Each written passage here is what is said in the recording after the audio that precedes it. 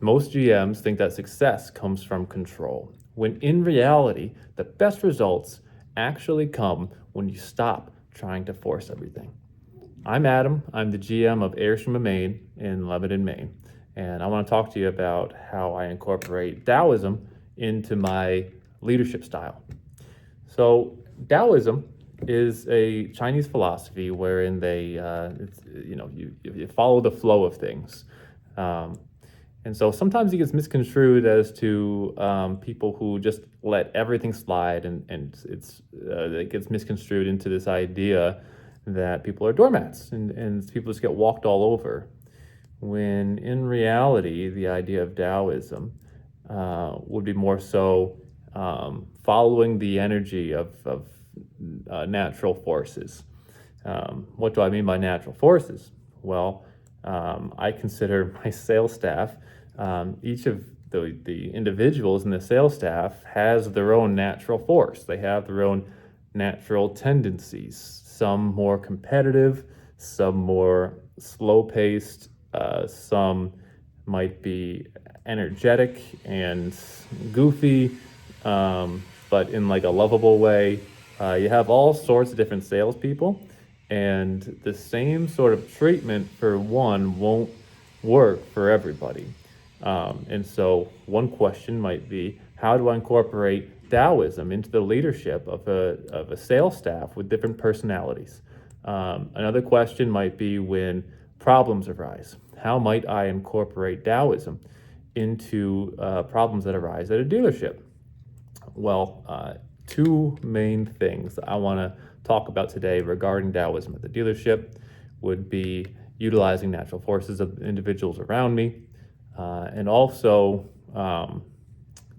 regarding problems would be, don't make problems out of non-problems, along with the idea as solve problems before they become a problem. So there's a bit of nuance there, and I want to dive into it. But I want to start with a story.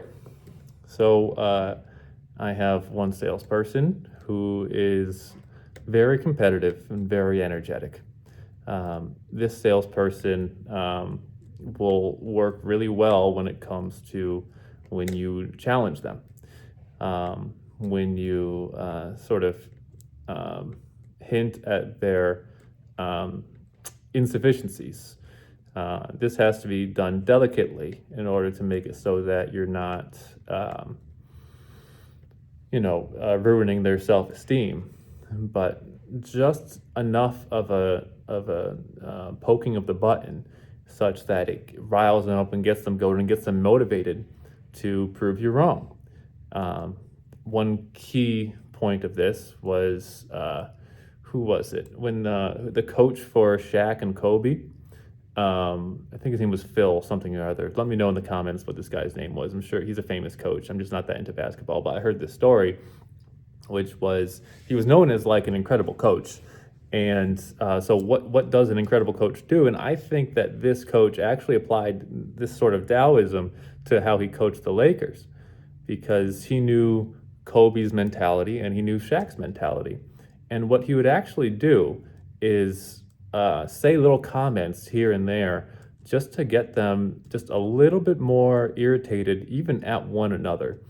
And the purpose of this, from his perspective, was to give them that next degree of competitiveness, of aggressiveness on the court, so that the one who scored more points in a game would then have bragging points over the other. And so, as a leader, creating competition in key places can really help to get certain salespeople to exceed even more so. You can have a really excellent salesperson, on the other hand, that does not thrive in that sort of competitive environment. This might be, on the other hand, a salesperson who beats to their own drum, who's very driven, even outside of the competitive nature, and is number one in terms of selling every month and every year, even without having that competitive edge, just because maybe they have that competitive edge just with themselves. Maybe they are just so joyous and so thrilled to interact with these customers that they excel in that way. So it's about knowing your salesperson, it's about knowing your employee and finding out what is the smallest thing that I can do to get the most out of this person. So you notice that I'm not utilizing control, really. Just I'm utilizing the slightest amount of force in order to get the maximum amount of return. And so, in essence, that would be applying leverage. How do I apply leverage as a leader with my salespeople? The other aspect that I was discussing was dealing with problems as they occur. And I like to put them into two different categories. Category one is that don't create problems where there are no problems. I would say 3 to 5 times daily, somebody will come over to me and talk to me about there's this big problem. You can see it in their eyes that they're actually kind of scared about this problem that might occur. And so it'll go through my mental filter, which is what are the probabilities of this actually occurring? And then after that, if it does occur, what are the probabilities that we'll be able to get handled after that point? And after you go through the steps and sort of go into the future of, let's say, what if this problem plays out? You think about the probabilities and then the extent of the problem that it will create if it ends up happening. And once I put the potential problem through that filter, I realized that I would say 90% of problems that people come to me with are not actually problems. And then, we'll cross that bridge when we get to it, then becomes a common phrase I end up saying to people, because why create a problem where there is none? On the other hand, the other sort of problems, which is, let's say there's a customer who's irritated with us, I call them immediately. So in this case, I'm not just going to push that phone call down the line knowing that that problem is now stewing and actually building in the background. I try to handle those problems before they start to boil, before they start to really get crazy, so that I can tackle the problems before they become real problems. And so when it comes to problem solving and when it comes to sort of handling the challenges of a dealership, there's first the filter of, is this a problem? Can it become a problem? If it becomes a problem, how bad is it going to get? And so where do I apply my energy and effort in order to get the most return out of